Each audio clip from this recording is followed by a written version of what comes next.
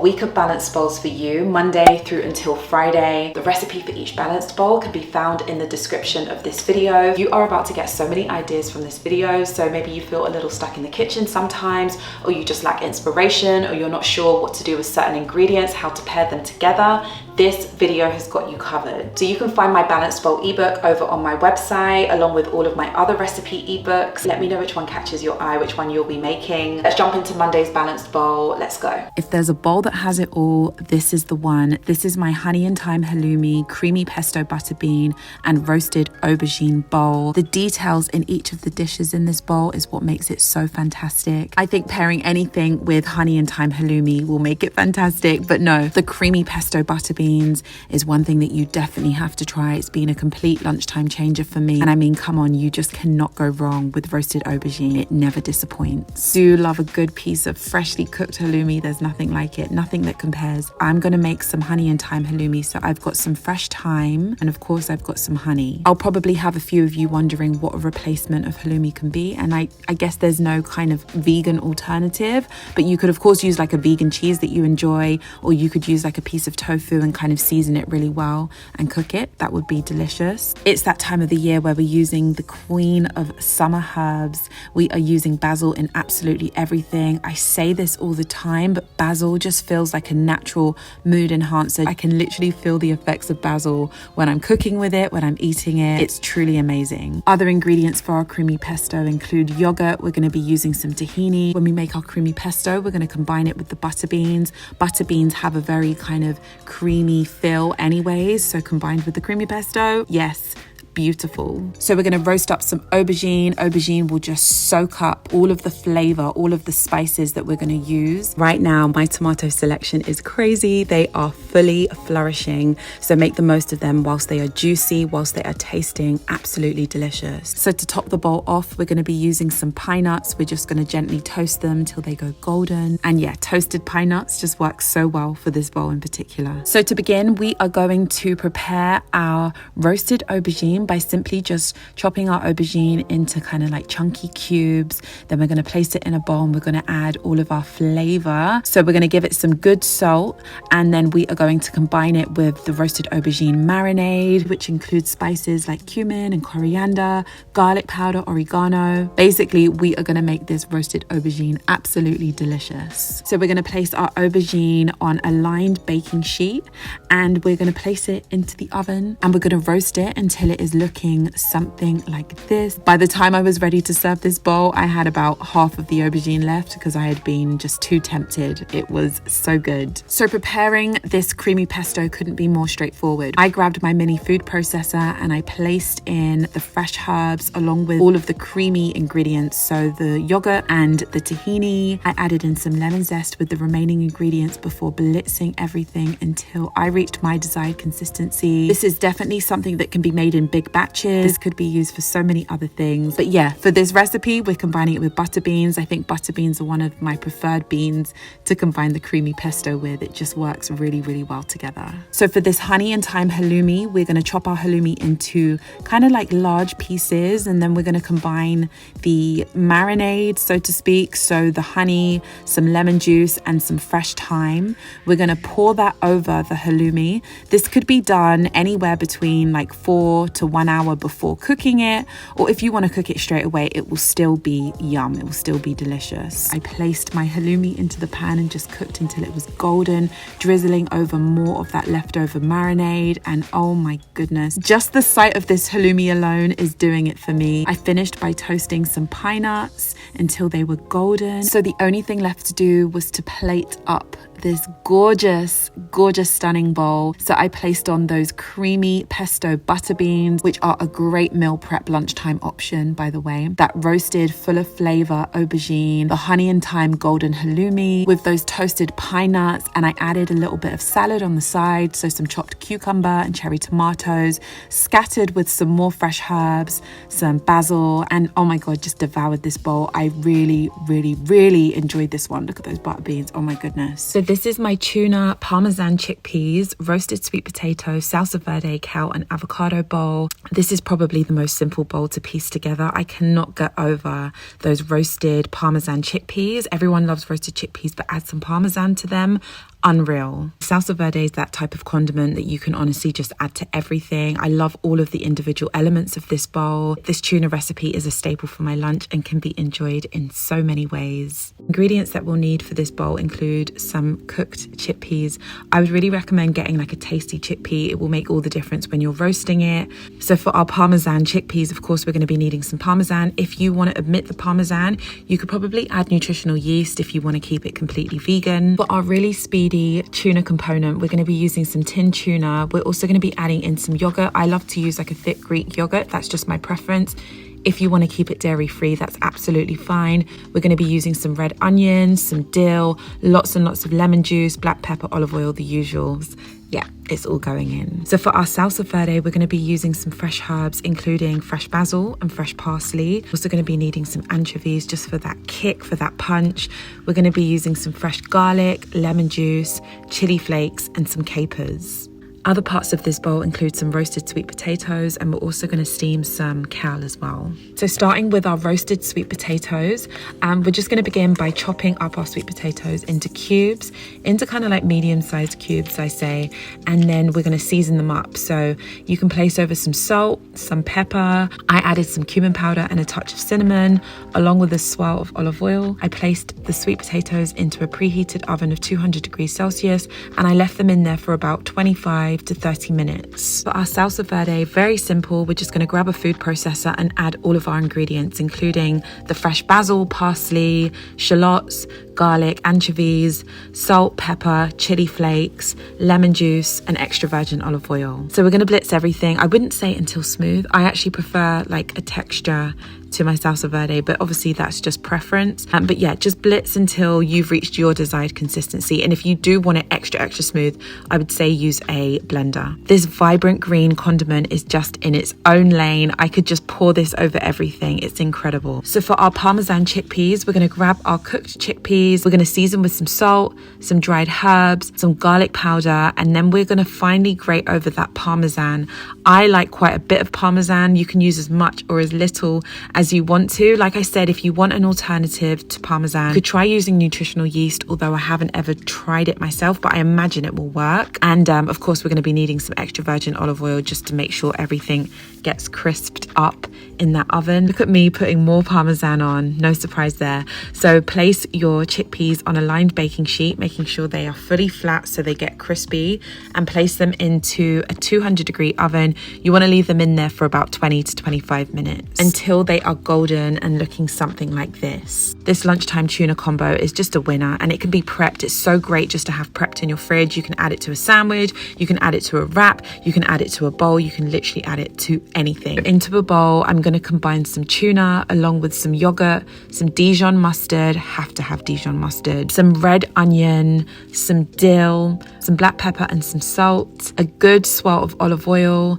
and a good squeeze of lemon juice too. So just combine everything well. So here we have it, those golden sweet potatoes with those crispy parmesan chickpeas, along with that tuna, that steamed kale, that salsa verde to top, and I've got some avocado on the side. Like I said, this is the easiest bowl. I love the combination of the crispy parmesan chickpeas with that tuna, oh my goodness, and those roasted sweet potatoes with that hint of cinnamon. Delicious. So this is my chicken, red cabbage and mango slaw, roasted broccoli, curry yogurt tahini, and rice bowl. Once again, all of the individual elements of this bowl just flow so beautifully together. The red cabbage and mango slaw just takes this one to a whole nother level. Gorgeous tasting, nourishing meal. This one is delicious. We'll be needing some red cabbage for our red cabbage and mango slaw. We'll also throw some chili, some spring onions. Of course, we'll chop up some mango and throw that in there too. We'll also be needing some broccoli. Roasted broccoli is just my thing. A classic sauce of mine that I will make over and over again. This curry yogurt tahini never gets old, and it pairs really well with that mango. So starting with seasoning up our chicken, I'm using some chicken thigh fillets. You could use breast, you could use whatever part of the chicken that you enjoy. We're going to place over all of our seasoning, which includes garlic powder, cumin powder, ground coriander, some cayenne, oregano, fresh garlic, and some olive oil. So continuing with the other elements of this bowl, we are going to roast up this broccoli. I just chopped up the broccoli florets, placed them onto a lined baking sheet, placed over some salt, some garlic powder, a drizzle of olive oil, just made sure everything was covered, and placed them in a 180 degrees Celsius oven for around 15 to 20 minutes. You will want to keep an eye on the broccoli just because it can burn really quickly. So I'm very aware that raw vegetables in particular, especially this time of year, might not feel so good for everyone's body. If that is the case, you can still make this red cabbage and mango slaw. I would recommend perhaps steaming the cabbage or blanching it beforehand.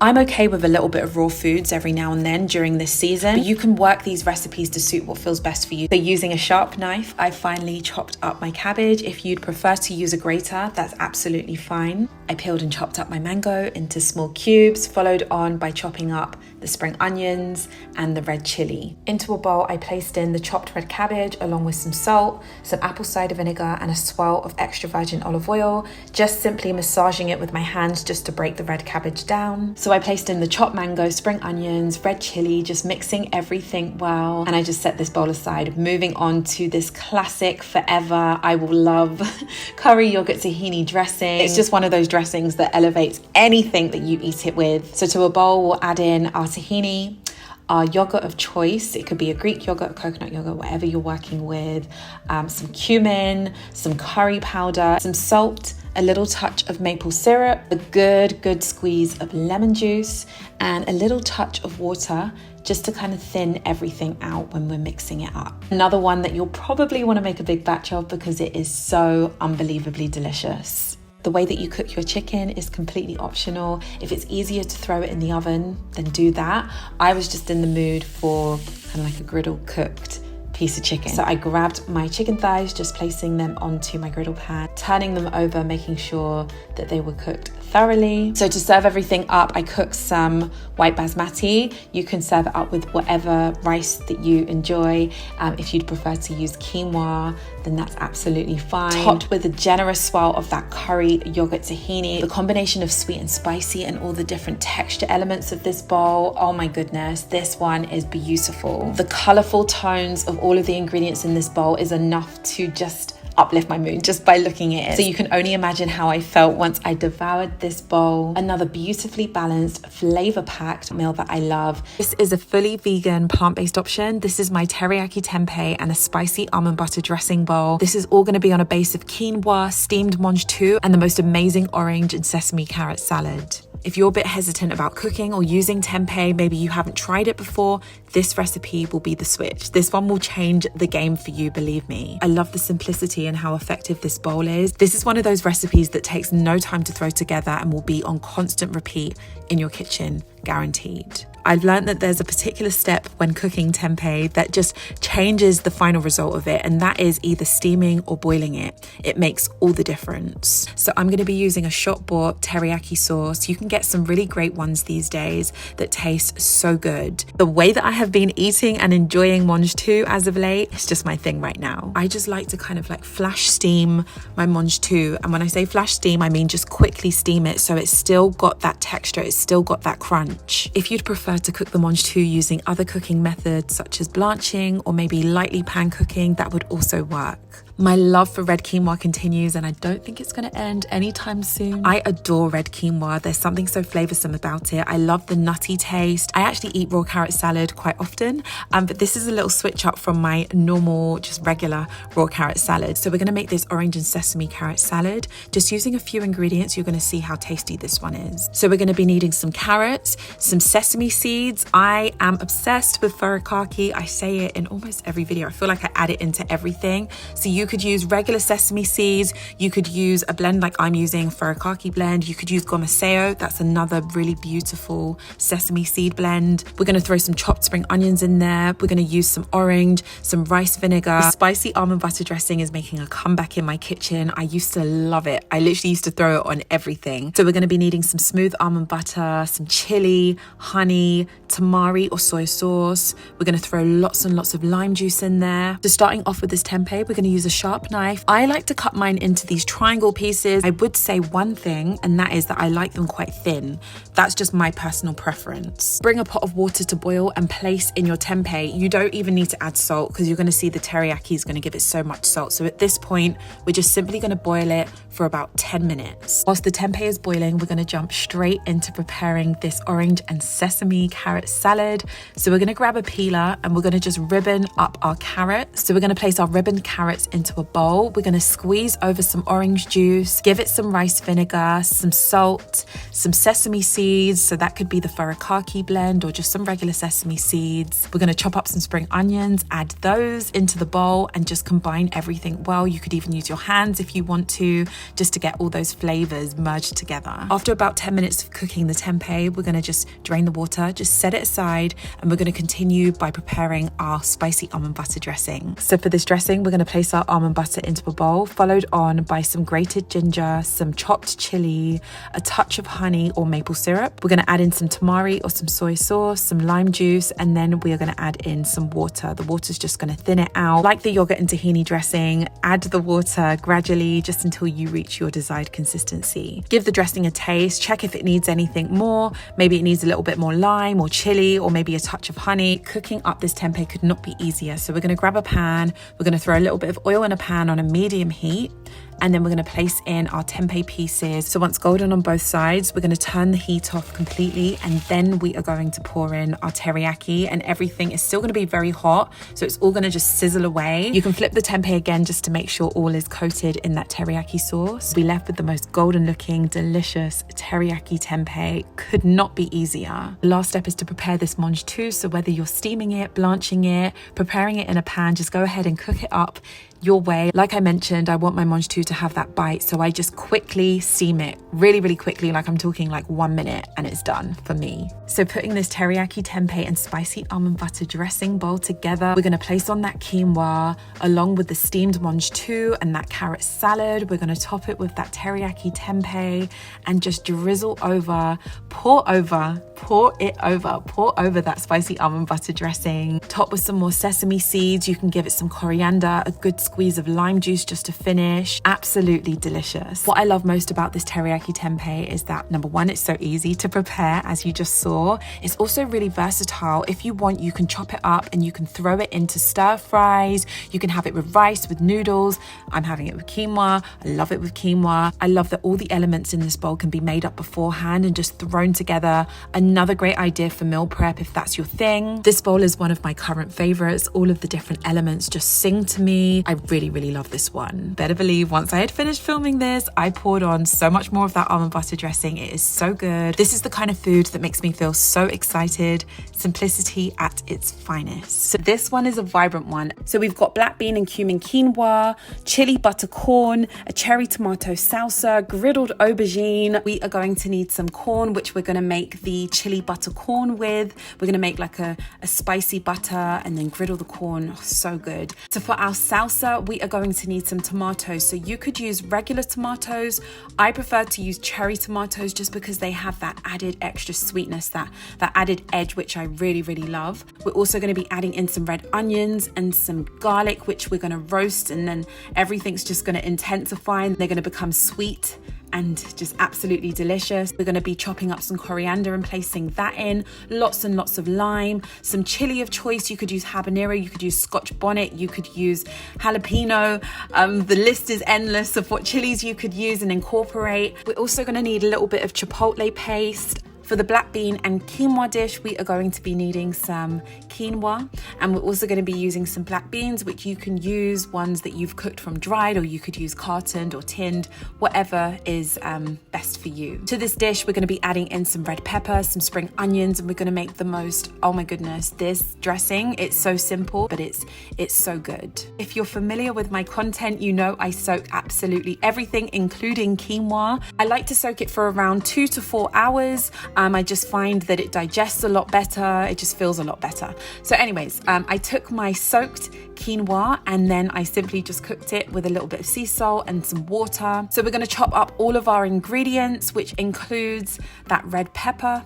Just chop it very, very finely. We're going to roughly chop up our coriander, and then we're going to finely chop up our spring onions. So just give them a good chop. So for this really simple cumin dressing, which I just can't get enough of, we are going to add some olive oil into a bowl, followed on by some lime juice, some cumin powder, some sea salt, and a little touch of cayenne pepper. And we're just going to mix everything until it's well mixed. So into a large mixing bowl, place in your quinoa, your chopped red pepper, the finely chopped coriander, spring onions, your cooked black beans. Then go ahead and pour over that cumin dressing, that zesty dressing, that olive oil filled dressing. Just pour it all over and give everything a really, really good mix.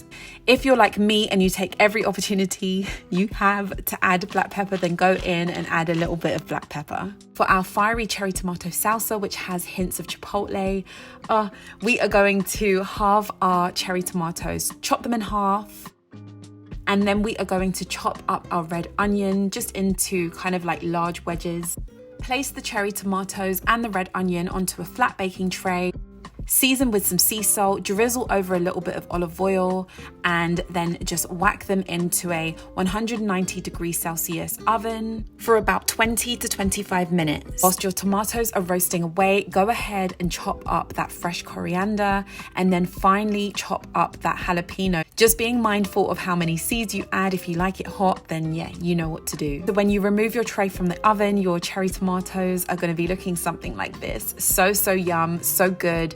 We've just literally turned the flavor intensity up. Everything is just going to taste sweet, and you will be amazed at how simple and how delicious this salsa is. So go ahead and place in your roasted tomatoes and onion, followed on by that chopped jalapeno, some fresh minced garlic, some chipotle paste, a squeeze of lime juice, and just whiz everything very, very gently, like using the pulse option if you have one. So once everything is combined and you are happy with the consistency, you can then go ahead and fold in that chopped coriander. Yep, there is definitely more. There's definitely more. We haven't finished just yet for this bowl. We're gonna make chili buttered corn. My goodness, hold me back, seriously. So we're gonna start by peeling our corn, that's if we're using corn on the cob, and then just drizzle a little bit of oil of choice onto it. So we're gonna grab our pan. I'm using my griddle pan. If you have just a regular pan, that will be fine as well. And then we're just gonna kind of keep an eye on it. We're just gonna kind of toss it around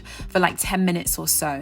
So whilst your corn is cooking, we are going to prepare the chili butter. So add some room temperature butter to a bowl, followed on by some chopped chili, some chopped spring onion, followed on by chopping up that fresh coriander, more coriander, and go ahead and add that in as well. Give it some sea salt, and then just give everything a good mix together. So I went and added in a little bit of garlic powder just because I love garlicky, buttery things.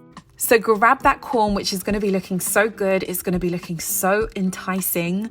And then just place it on a chopping board. You can let it cool down for a few minutes and then simply just chop the kernels off the cob. And then you're going to combine the corn and that chili butter. Everything's just going to melt and just fuse together so well. The next step is our griddled aubergine. So we're going to place in our aubergine. I like to kind of chop them into wedges.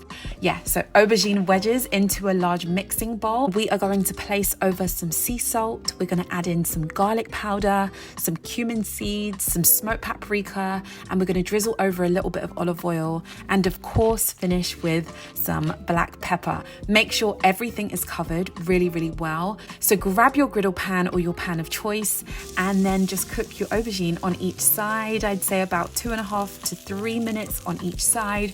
This bowl leaves me speechless every time. Everything is just next level, and there are so many little intricate layers to this bowl which I literally can't describe. Like, you have to go and try this for yourself. I know you are going to love this one. So there we have it, a week of vibrant, nourishing, balanced bowls. I've given you so many ideas to play with. Hopefully this is just giving you that little push to just go and get creative. Let me know which one you'll be trying out first in the comments. I will see you all in my next video. Bye.